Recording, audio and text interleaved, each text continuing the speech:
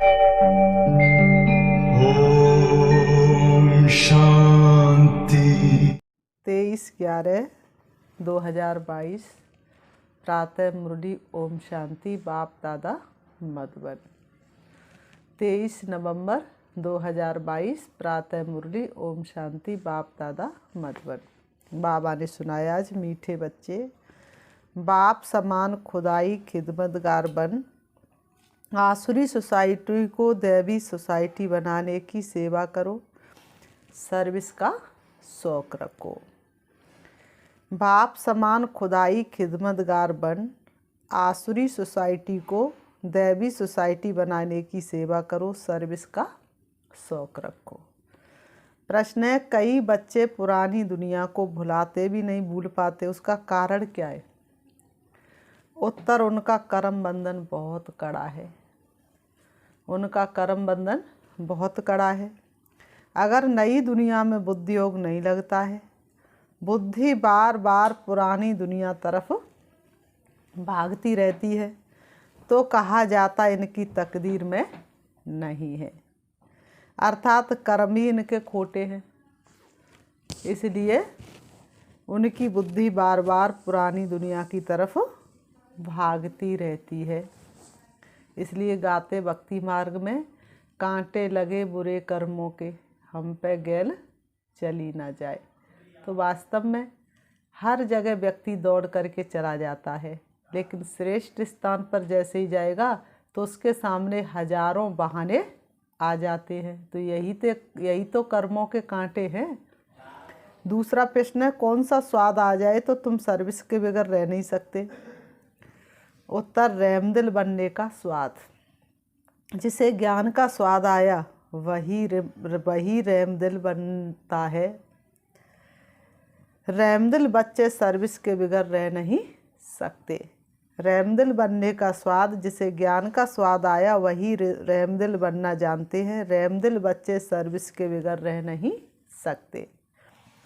गीत है, तू प्यार का सागर है, तेरी एक बूंद के प्यासे हम। कौन गाता ये? भक्त लोग। भगवान जब धरती पर आता है तो कहता है, मैं सागर, तुम जितना चाहो मुझसे भर लो, एक बूंद के प्यासे नहीं। अब तो बुद्धि रूपी गागर में सागर को संभालो। ओम शांति। ये जो अक्षर सुने तू प्यार का सागर है, तुम बच्चे जानते हो कि ये बाप सबसे प्यारा है। बाप को जब याद करते हो तो बरसा याद आ जाता है। शिव बाबा को याद करते ही क्या याद आता है? बरसा याद आता है। बच्चा जब कॉलेज में जाता है पढ़ने के लिए, तो अपना लक्ष्य सामने रख कर के ही तो जाता है। तो जैसे ही पढ़ना शुरू करता तो लक्ष्य याद आता है। तो इसी तरह से बाबा ने कहा, बाप को याद करो तो बरसा याद आएगा। जिसको बाप याद आएगा, निश्चय हो जाएगा तो जरूर खुशी होगी। यूं तो शिव के मंदिर में भी जाते हैं तो शिवलिंग को शिव बाबा ही कहते हैं, परंतु उनको इतनी खुशी क्यों नहीं होती है? वह तो शिवलिंग पर दूध फल फूल आदि चढ़ाते हैं। तुमको तो दूध आदि चढ़ाने की दरकार ही नहीं। बाबा ने कहा, वह तो शिव पर दूध चढ़ाएंगे, फल चढ़ाएंगे, लेकिन तुमको तो दूध और फल चढ़ाने की ज़रूरत नहीं। तुम्हें तो सब कुछ पता चल गया है ना, तो इसलिए तुम्हें न दूध चढ़ाने की ज़रूरत न फल चढ़ाने की ज़रूरत। निराकार भगवान वह तो पिता हुआ ना, भक्तों का भगवान वह रचयिता भी है। उन्होंने इस मनुष्य सृष्टि को रचाए, ये भी गाया जाता है। उनकी भक्ति करते हुए भी जितना तुम बच्चों को खुशी का पारा चढ़ता है, उतना और कोई को नहीं चढ़ता है।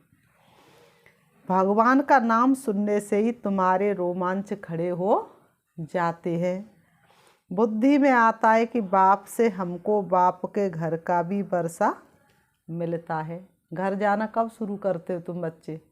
जब बाप का और घर का सत्य परिचय मिल जाता है, नहीं तो उससे पहले उसको पुकारते ही रहते हो। और बाप की मिल्कियत का भी बरसा मिलता है। बच्चा तो बाप के घर में ही जन्म लेता है, इसमें कोई अदली बदली नहीं हो सकती। जायदाद का कारखाना, जमीन आदि बाहर में इधर उधर रहती हैं। भल घर भी जायदाद है, परंतु प्रॉपर्टी की फिरती गिरती अदली बदली होती है। घर को अचल संपत्ति कहा जाता है, प्रॉपर्टी को चल संपत्ति कहा जाता है। तुम बच्चे जानते हो कि हम बाप के घर के मालिक बनते हैं, जो कभी अदल सदल नहीं हो सकता।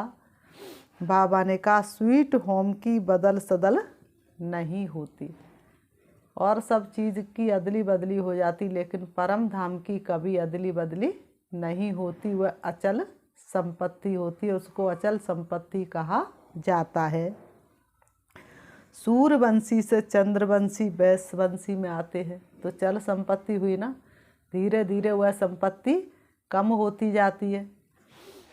मुक्ति और जीवन मुक्ति, तुम बच्चे बाप की प्रॉपर्टी के मालिक बनते हो।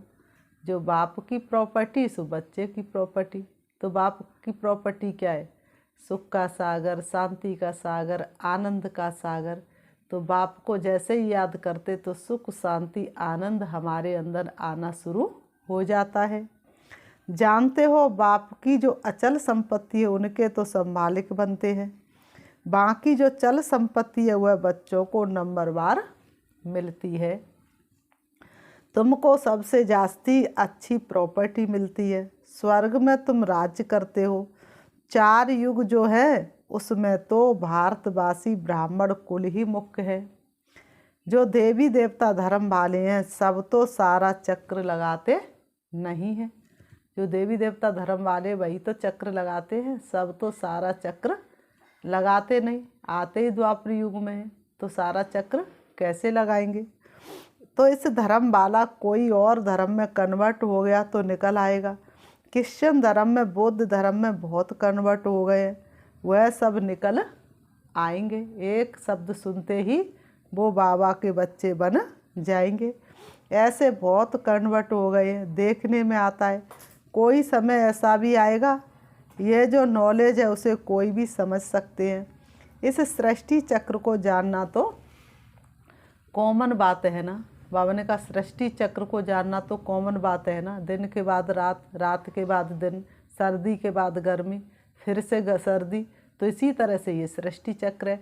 सतयुग था, नहीं था तो उसका गायन क्यों है? त्रेता था तब तो उसका गायन है। तो सतयुग गया, त्रेता गया, द्वापर गया, कलयुग आया, फिर सतयुग आएगा। तो ये तो बाबा ने कहा कॉमन बात है। तो बाबा ने कहा ये तो कॉमन बात है ना। सर्वगुण संपन्न बन जाते, नहीं तो ये पढ़ाई, बाबा कहते भल कितना भी डल हेड हो तो भी बुद्धि में तो ये आता है ना। ऐसे नहीं कि सृष्टि चक्र को जानने से सर्वगुण संपन्न बन जाते, नहीं, ये तो पढ़ाई है। वह है हद की पढ़ाई और ये है बेहद की पढ़ाई। बाबा ने कहा वह है हद की पढ़ाई, ये है बेहद की पढ़ाई। सिर्फ तुम जानते हो, तुम्हारी बुद्धि में ये रहता है कि ये चक्र कैसे फिरता है। तुम बच्चों को पता है कि ये चक्र कैसे फिरता है। और धर्म तो बाद में आते हैं। ये नॉलेज बहुत सहज है। कोई तो मुश्किल समझते हैं, परंतु फिर इतना योगी बनना है। बाबा ने कहा कोई तो इस नॉलेज को मुश्किल समझते हैं, परंतु इतना योगी बनना है। सब उनको याद करते सृष्टि चक्र को तो जाना है, परंतु वह अवस्था भी तो होनी चाहिए ना। सर्वगुण संपन्न बनने में अच्छी ही मेहनत लगती है। बाबा कहते सर्वगुण संपन्न बनने में अच्छी ही मेहनत लगती है। कोई ना कोई विघ्न निकल पड़ते हैं। सर्वगुण संपन्न बनने में कोई ना कोई विघ्न निकल पड़ते हैं। खुद भी कहते कि मेरे में मीठा बोलने का गुण नहीं है। खुद ही कहते हैं मुझसे लोग क्यों असंतुष्ट होते, क्योंकि मुझ में मीठा बोलने का गुण नहीं है। पुरुषार्थ करना पड़ता है, लक्ष्य तो सीधी है। बाबा ने कल रात को समझाया कि ये तुम लिख सकते हो कि हम 5000 वर्ष पहले मुआफिक फिर से ये राजयोग सीख रहे हैं। ये 5000 वर्ष की कहानी है। कहाँ भी प्रदर्शनी व प्रोजेक्ट दिखाया जाए तो ये वंडरफुल बात ज़रूर चाहिए। कि 5000 वर्ष पहले मुआफिक फिर से तुमको हम इस प्रदर्शनी के द्वारा राजयोग सीखने के लिए युक्ति बतलाते हैं। बाबा ने कहा ये बात जरूर लिखनी है। बाप कहते हैं कि 5000 वर्ष पहले मुआफिक श्रीमत द्वारा ये पुरुषार्थ कर रहे हो। तुम बच्चे भी 5000 वर्ष मुआफिक श्रीमत प्रमाण ये पुरुषार्थ कर रहे हो। बाप ने आकर के इतनी श्रेष्ठ मत दी जिससे तुम मनुष्य से देवता बन जाते हो। वह तो कहते हैं कि कल्प की आयु ही लाखों वर्ष है। कलयुग तो अभी बच्चा है, लेकिन बताओ अगर कलयुग बच्चा है तो बड़ा होगा तो कलयुग का क्या हाल होगा। तो कलयुग बच्चा नहीं है। तुम कहते हो हम 5000 वर्ष पहले मुआफिक देवी स्वराज पद पाने के लिए पुरुषार्थ कर रहे हैं,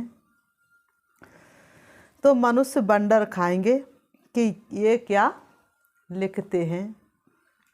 अगर कहे कि सतयुग को लाखों वर्ष हुए हैं तो पूछो देवताओं की इतनी जनसंख्या कहाँ है। अगर वो कहे कि सतयुग को लाखों वर्ष हुए हैं तो उनसे कहो कि देवताओं की इतनी जनसंख्या कहाँ है। देवताओं की इतनी जनसंख्या होनी चाहिए ना, लाखों वर्ष हुए हैं सतयुग को। तो हिंदुओं की आदमशुमारी कम निकलती है। हिंदू और धर्मों में कन्वर्ट हो गए हैं। हिंदू जो है वो और धर्मों में कन्वर्ट हो गए, इसलिए उनकी आदमशुमारी में कम जनसंख्या निकलती है। हिंदू ही कितने मुसलमान बने होंगे। उनको शेख कहते हैं। ऐसे भी बहुत है। कोई तो अपने को आदि सनातन देवी देवता धर्म का मानते भी नहीं है। आदि सनातन हिंदू धर्म कह देते हैं, परंतु हिंदू धर्म तो आदि सनातन था ही नहीं। आदि में तो हिंदू धर्म था ही नहीं। तुम अखबार में भी डाल सकते हो, मैगजीन की तो बात ही नहीं। बाबा ने कहा तुम अखबार में भी डाल सकते हो, मैगजीन की तो बात ही नहीं। अखबारें तो लाखों की अंदाज में छपती हैं। बाबा कहते अखबारें तो लाखों की अंदाज में छपती हैं। हाँ, वह पैसे तो बहुत लेते हैं। समझाने से वह डाल सकते हैं, चक्र भी डाल सकते हैं। बाबा ने जो प्रश्न लिखा था कि गीता का भगवान श्री कृष्ण व शिव, तो ये अखबार में पढ़ जाए तो कितने लोगों को एक साथ संदेश मिल जाए। वह भी अखबार में डाल सकते हैं। कभी खर्चे पर डालते हैं, कभी लोन पर भी देते हैं। बड़ी अच्छी अखबार में डालो, परंतु हमेशा पढ़े तब मनुष्यों की आँख खुले। एक दिन डाल दिया, फिर 1 महीना नहीं डाला, 6 महीने नहीं डाला, तो मनुष्य भूल जाते हैं। लेकिन रोज़ रोज़ कोई बात पढ़ती है तो मनुष्यों की आँख खुलना शुरू हो जाती है। एक बार डाला, कोई ने पढ़ा, कोई ने नहीं पढ़ा। रोज़ डालने से मनुष्यों की आँखें खुलेंगी, फिर आकर ज्ञान समझेंगे। पुरुषार्थ करने में भी कितनी मेहनत लगती है। कोई बैरिस्टर बनना चाहता है, कोई डॉक्टर बनना चाहता है, तो डॉक्टर बनने में भी उससे कितने घंटे पढ़ाई करनी पड़ती है। तुम तो नर से नारायण बन रहे हो, वो भी 21 जन्मों के लिए, तो तुम्हें मेहनत ना करनी पड़े, ऐसे कैसे हो सकता है। बहुत माया के तूफान आते हैं। मेहनत तो है ना, अखबार में डालना, प्रदर्शनी करना। प्रदर्शनी तो एक गांव में होगी, अखबार तो चारों ही ओर जाती हैं। बाबा ने कहा प्रदर्शनी करोगे तो एक गांव में संदेश पहुंचेगा, और अखबार में डालोगे तो कितने गांव में जाते हैं, तो चारों तरफ संदेश पहुंचेगा। सारा ही दिन ख्यालात चलते रहते, वर्णन करना पड़ता है कि क्या किया जाए, कैसे सर्विस को आगे बढ़ाया जाए। तुम हो सच्चे सच्चे खुदाई खिदमतगार बच्चे। सोसाइटी की सर्विस करना ये खिदमत है ना। तुम बच्चे जानते हो कि वह सब आसुरी सोसाइटी है, अब उनको दैवी सोसाइटी बनाना है। सारी दुनिया की सोसाइटी को स्वर्ग में पहुंचाना है, कोई माने या ना माने, लेकिन परमात्मा का संदेश तो सबको सुनाना है। सारी दुनिया का बेड़ा गर्क है। दुनिया पहले स्वर्ग थी, अब नरक बन गई है। ये चक्र कैसे फिरता है? बाबा ने कहा ये चक्र कैसे फिरता है, ये मनुष्यों को भी तो बताना है। तुमने जाना है तो तुम्हें दूसरों को भी समझाना है। ड्रामा है ना, जब स्वर्ग है तब नरक नहीं, कहाँ गया? नीचे। ड्रामा को फिर फिरना है। ये चैतन्य ड्रामा है। सेकंड बाई सेकंड जो एक्ट करते ये तुम्हारी बुद्धि में है, और तो कुछ भी नहीं समझ सकते। ड्रामा को समझ जाए तो फिर ये बातें ठहर ना सके कि ये कल्प लाखों वर्ष का है। अगर 5,000 वर्ष के ड्रामा को जान जाए तो ये बात ठहर ना सके कि लाखों वर्ष का कल्प है, फिर तो एक्यूरेट समझ में आ जाए। स्वास्थ्य का भी बिल्कुल ठीक निकाला हुआ है। स्वास्थ्य का की पूजा भी करते हैं, परंतु उनको ये पता नहीं है कि क्या चीज़ है। कोई भी शुभ कार्य होगा तो कुछ नहीं करेगा इंसान तो स्वास्थ्य का जरूर निकालेगा। तो बाबा ने कहा स्वास्थ्य का की पूजा भी करते, लेकिन स्वास्थ्य का को ऐसे क्यों बनाया, 4 भाग क्यों बनाए, ये किसी को पता नहीं। तो बाबा ने कहा तो ये चक्र समझाना पड़ता है। तुम्हारी बुद्धि में ये चक्र फिरता रहता है। तुम कहते हो कि हम मनुष्य से देवता, नर से नारायण बन रहे हैं, ये राजयोग है। त्रिमूर्ति का चित्र तो सारा दिन बुद्धि में रहता है। ब्रह्मा द्वारा विष्णुपुरी की राजाई मिलती है, शंकर द्वारा ये आसुरी सृष्टि खलास होती है। तो शंकर कोई विनाश नहीं करते। शंकर को क्या दिखाते हमेशा? तपस्या में लीन। तो जब हमारे ज्ञान का तीसरा नेत्र खुलता है तो सारी पुरानी दुनिया का विनाश होता है। बस बुद्धि में यही ख्यालात चलते रहे, बहुत खुशी में रहना होता है। बाबा लॉकेट भी बनवा रहे हैं जिससे तुम बहुत सहज रीति समझा सकते हो।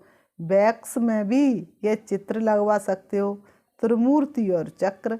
बल लक्ष्मी नारायण के चित्र में और सब है, श्री कृष्ण का भी है, सिर्फ चक्र में नहीं है। एक चित्र में सब चीज़ें कहाँ तक डाल सकते हैं, इसलिए वह फिर समझाया जाता है। बाबा की बुद्धि सारा दिन चलती रहती है कि लक्ष्मी नारायण का मंदिर बहुत अच्छा बनाते हैं, श्री कृष्ण के मंदिर भी बहुत अच्छे बने हुए हैं, परंतु ये किसको पता नहीं कि ये लक्ष्मी नारायण बस राधे कृष्ण कौन है। मंदिर बनाते रहेंगे लेकिन ये किसी को पता नहीं कि ये लक्ष्मी नारायण और राधे कृष्ण कौन है। तुमको अब कितनी नॉलेज मिली है, कितनी खुशी होनी चाहिए। तुमको कितनी नॉलेज मिली तो तुमको कितनी खुशी होनी चाहिए। कहाँ भी जाकर तुम सर्विस कर सकते हो। श्रीनाथ द्वारे पर भी जाकर समझा सकते हो। ट्रस्टी लोगों को समझाओ। कास्केट पर कोई भी बड़े आदमी को समझाने से बहुत खुशी होगी। समझेंगे कि ये तो जैसे भगवान स्वयं रूप धारण कर समझा रहे हैं। कोई बच्चों में सर्विस का बहुत शौक है, परंतु बड़ों बड़ों के पास जाते नहीं हैं। सर्विस का तो बहुत शौक है, लेकिन इतनी हिम्मत नहीं जो बड़ों बड़ों के पास जाएं। कहाँ भी जाकर तुम मुलाकात कर सकते हो, खर्चे की तो कोई बात ही नहीं। पहले तो वह समझेंगे कि ये कुछ शायद लेने के लिए आए हैं। सर्विस के लिए अनेक प्रकार की युक्तियाँ रचनी चाहिए, नहीं तो टाइम बर्बाद हो जाता है। हर एक को अपनी दिल से पूछना चाहिए, बहुत रहमदिल बन, बहुतों का कल्याण करना है। ज्ञान का स्वाद नहीं तो रहमदिली का स्वाद नहीं आता। अगर ज्ञान का स्वाद नहीं तो रहमदिली का स्वाद नहीं आता। नहीं तो तुम बच्चे बहुत अच्छी सर्विस कर सकते हो। बाबा ने कहा नहीं तो तुम बच्चे बहुत अच्छी सर्विस कर सकते हो। बाबा तो सर्विस की युक्तियाँ बहुत बतलाते हैं, सुना बस भागे। बाबा ने कहा बाबा की बात सुनी और भागे। अगर फुर्सत हुई, सर्विस का बहुत शौक होना चाहिए, तब तो ऊंच पद पा सकेंगे। इस त्रिमूर्ति चक्र पर बहुत अच्छी सर्विस कर सकते हो। फारे नर्स भी कोई आए तो उनको समझाओ। बाबा ने कहा फारे नर्स भी कोई आए तो उनको समझाओ। कितनी अच्छी नॉलेज है, ये तो वर्ल्ड की हिस्ट्री ज्योग्राफी की नॉलेज है। सन्यासी लोग बाहर जाते हैं भारत के प्राचीन राज्यों की नॉलेज देने, परंतु वह दे नहीं सकते। तुम्हारे पास फैक्ट फिंगर्स सब हैं, परंतु समझाने की हिम्मत चाहिए। प्रोजेक्टर पर भी तुम सब चित्र दिखाए नॉलेज दो तो है बहुत सहज, बहुत अच्छा। विलायत में भी प्रोजेक्टर पर बहुत सर्विस हो सकती है। बाबा ने कहा अच्छी नॉलेज दे सकते हो, वह सुनकर बहुत खुश होंगे। बाबा ने कहा क्राइस्ट अभी कहाँ है, फिर कब आएगा? क्या समझाना है विलायत में जा कर के? क्राइस्ट अभी कहाँ है और फिर वह कब आएगा? उनको पता पड़ जाएगा। ड्रामा के चक्र का ज्ञान तो मिल जाएगा ना। साथ में प्रोजेक्टर है तो उस पर बहुत अच्छी सर्विस कर सकते हैं, इसमें कोई मना नहीं कर सकते। कोई को भी समझा सकते हो। बाबा ने कहा स्लाइड्स सब ले जाओ, अंग्रेजी में हो तो अच्छा है, क्योंकि विदेश में तो सब अंग्रेजी जानते हैं। मेहनत भी करनी है। सबका बुद्धियोग से बाबा से लग जाए तो जल्दी जल्दी स्थापना हो जाए। बाबा ने कहा बाप भी ड्रामा प्लान अनुसार समझाते रहते हैं, मत देते रहते। चीज़ लेने वाला भी बड़ा समझू सयाना अक्लमंद चाहिए। स्लाइड्स में अक्षर बहुत क्लियर चाहिए जो मनुष्य पढ़ सके, हिंदी इंग्लिश दोनों हो। बाबा ने कहा स्लाइड्स में हिंदी इंग्लिश दोनों हो, उर्दू मद्रासी भी बनाने पड़े, फिर प्रोजेक्टर पर कहाँ भी समझाना सहज हो जाएगा। आप सामान बनाने की सर्विस करनी है, तब अच्छा पद पाने की उम्मीद हो सकती है, नहीं तो क्या पद मिलेगा। बाबा कहते नहीं तो क्या पद मिलेगा। मनुष्य बेचारे बहुत दुखी हैं। बाप का परिचय देने से खुशी होती है ना। कई बच्चों ने बाबा को कभी देखा भी नहीं है, फिर भी पत्रों में लिखते हैं बाबा हम आपसे वर्षा जरूर लेंगे। कितनी बांधेलियाँ हैं, वह भी सब छूट सकती हैं जब तुम्हारा नाम निकले, प्रभाव निकले। अब अपनी हम जिन्स को जेल से छुड़ाना है। सर्विस नहीं तो क्या पद पाएंगे। अंत में सब साक्षात्कार होंगे, फिर अपने किए हुए करतूत सब याद आएंगे। बाप साक्षात्कार कराते रहते हैं। बाप का बनकर फिर क्या क्या सर्विस की, फिर वो पछताना होता है। इसलिए बाप समझाते रहते हैं कि सर्विस पर अच्छी रीति लगना है। बाबा को अच्छी अच्छी बच्चियाँ चाहिए सर्विस करने वाली। विचार करना चाहिए कि बाबा की सर्विस में क्या मदद करें जो हमारे स्वराज्य की जल्दी स्थापना हो जाए। सर्विस का शौक होना चाहिए। सर्विस एबल बच्चों को पत्थर बुद्धि से पारस बुद्धि बनाने में कितना माथा मारना पड़ता है, कम बात नहीं है। फिर बच्चों को कितनी खुशी होनी चाहिए कि हम स्वर्ग का वर्षा बाबा से ले रहे हैं, परंतु है गुप्त। कर्म बंधन का भी हिसाब किताब कितना कड़ा है, जो पुरानी दुनिया को भूलते नहीं। धूल छाई में जाकर बुद्धियोग लटकता है, नई दुनिया में लगता नहीं। इसको कहा जाता है कर्म खोटे। बाबा ने कहा इसको क्या कहा जाता है? कर्म खोटे। खोटे कर्म है ना, तब तो बुद्धियोग लगता नहीं है। फिर बाबा ने कहा अच्छा मीठे मीठे सिकीलते बच्चों प्रति माता पिता बाप दादा का याद प्यार और गुड मॉर्निंग। रूहानी बाप की रूहानी बच्चों को नमस्ते। हम रूहानी बच्चों की रूहानी बाप दादा को याद प्यार और नमस्ते नमस्ते नमस्ते। धाड़ा के लिए मुख्य सार नंबर 1, आप सामान बनाने की सेवा करनी है। कोई ऐसी करतूत नहीं करनी है जिसकी सजा खानी पड़े। बहुत बहुत मीठा बनने का पुरुषार्थ करना है। आप सामान बनाने की सेवा करनी है। कोई ऐसी करतूत नहीं करनी है जिसकी सजा खानी पड़े। बहुत बहुत मीठा बनने का पुरुषार्थ करना है। नंबर 2, बाप हमें चल और अचल मुक्ति और जीवन मुक्ति प्रॉपर्टी का मालिक बनाते हैं। इसी खुशी और नशे में रहना है। वरदान वाणी के साथ वृत्ति द्वारा रूहानी वाइब्रेशन फैलाने की सेवा करने वाले डबल सेवाधारी भव। वाणी के साथ साथ वृत्ति द्वारा रूहानी वाइब्रेशन फैलाने की सेवा करने वाले डबल सेवाधारी भव। स्पष्टीकरण, जैसे वाणी द्वारा सेवा करते हो ऐसे वाणी के साथ वृत्ति द्वारा सेवा करो तो फास्ट सेवा होगी। क्योंकि बोल तो समय पर भूल जाते, लेकिन वाइब्रेशन के रूप में मन और बुद्धि पर छाप लग जाती है। तो ये सेवा करने के लिए वृत्ति में किसी के लिए भी व्यर्थ वाइब्रेशंस ना हो। व्यर्थ वाइब्रेशन रूहानी वाइब्रेशन के आगे एक दीवार बन जाती है। इसलिए मन बुद्धि को व्यर्थ वाइब्रेशन से मुक्त रखो, तब डबल सेवा कर सकेंगे। स्लोगन, फरियाद करने के बजाय याद में रहो तो सर्व अधिकार मिल जाएंगे। फरियाद करने के बजाय याद में रहो तो सर्व अधिकार मिल जाएंगे। अच्छा, ओम शांति, ओम शांति। अच्छा, ओम शांति। अभी हम 5 मिनट से बाबा को याद करते हैं। अपने मन को चारों तरफ से हटाएंगे, मन के अंदर दृढ़ता लाएंगे, देखेंगे अपने आप को चमकती हुई लाइट, दिव्य ज्योति हो। अपने मन में चिंतन करेंगे,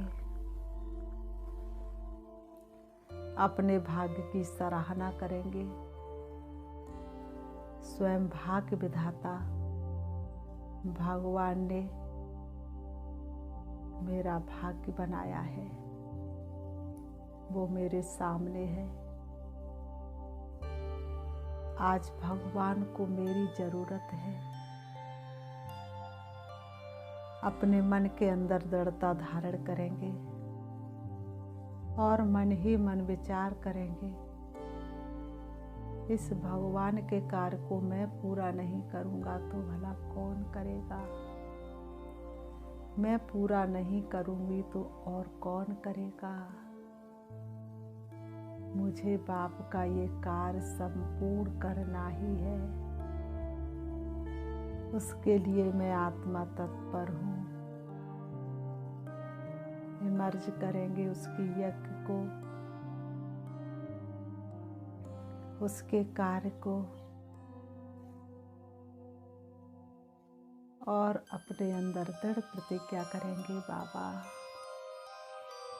जब तक आपका कार्य, आपका यज्ञ सृष्टि पर चल रहा है, तब तक मैं श्वास श्वास संकल्प संकल्प आपके कार्य में तत्पर हूँ। मैं आत्मा अपने पिता परमात्मा से मिलने के लिए जा रही हूँ। पहुँच गई परम धाम में। सर्वशक्तिवान बाप के सन्मुख बाबा से मन ही मन बात करेंगे। बाबा, आपने अविनाशी गीता ज्ञान रुद्र यज्ञ रचा है, उस यज्ञ की संभाल के लिए हम ब्राह्मणों को चुना है। इस यज्ञ की हम संभाल करेंगे। बाबा के कार्य को पूरा करने के लिए शक्ति चाहिए। मैं आत्मा से बाबा से शक्ति ले रही हूँ, अपने आप को शक्तिशाली बना रही हूँ। मुझे आत्मा में शक्ति भरती जा रही है। मैं संपन्न और संपूर्ण बनती जा रही हूँ।